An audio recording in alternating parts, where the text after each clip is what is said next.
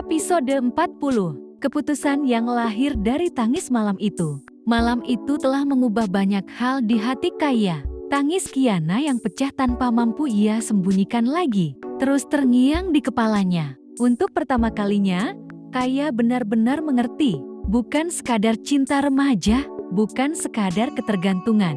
Kiana mencintai Davin karena pemuda itu hadir saat seorang lelaki yang seharusnya ada untuknya, tapi justru pergi. Davin mengisi ruang yang selama ini kosong. Ruang bernama perlindungan, ruang bernama rasa aman, ruang yang seharusnya ditempati seorang ayah.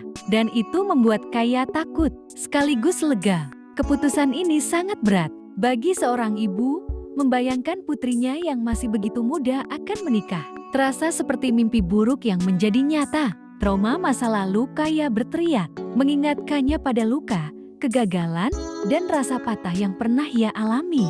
Tapi lalu ia menatap wajah Kiana, putrinya yang kini tersenyum kembali setelah sekian lama hidup dengan luka. Kaya tahu, menahan kebahagiaan anaknya demi trauma dirinya sendiri adalah keegoisan. 3 hari ia berpikir, 3 malam ia berdoa, dan pada hari ketiga, hatinya akhirnya membuat keputusan. Sore itu, Davin menerima pesan dari Kaya.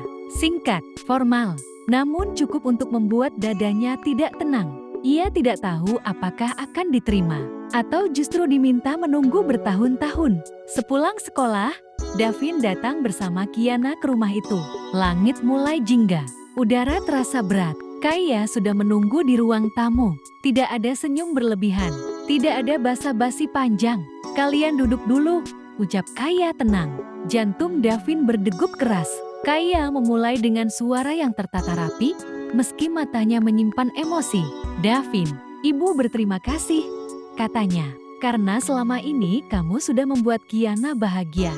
Davin menunduk hormat. "Kamu membuat dia tersenyum lagi, melupakan luka yang bahkan ibunya sendiri tidak tahu lukanya sedalam itu." Kiana menahan napas. Kaya menarik napas panjang. "Keputusan ini tidak ibu ambil dengan mudah," lanjutnya. "Ibu berpikir berhari-hari, bertanya pada diri sendiri, apakah ibu siap?" Sunyi. Hari ini, Kaya menatap Davin lurus. "Ibu menerima niatmu untuk menikahi putri ibu." Waktu seperti berhenti. Davin dan Kiana saling berpandangan. Mata mereka berbinar, senyum mereka bergetar oleh bahagia yang hampir tak percaya. "Tapi," lanjut Kaya, suaranya kembali tegas, "dokumen jaminan itu akan ibu simpan." Davin langsung mengangguk.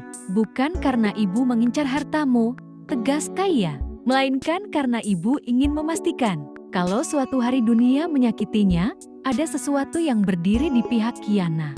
"Davin mengerti, Bu," jawab Davin mantap. Namun Kaya belum selesai. Ia terdiam sejenak, ragu, lalu akhirnya berbicara dengan nada seorang ibu yang tak bisa sepenuhnya melepaskan. "Tapi Davin, meski nanti kamu sudah menjadi suaminya." Kaya menatap Kiana dengan mata lembut. "Bagi ibu, kalian ini masih anak-anak." Davin menegakkan punggungnya. "Jadi ibu harus menyampaikan ini." Nada Kaya pelan, tapi sangat jelas. Kiana masih sekolah, artinya dia tidak boleh hamil.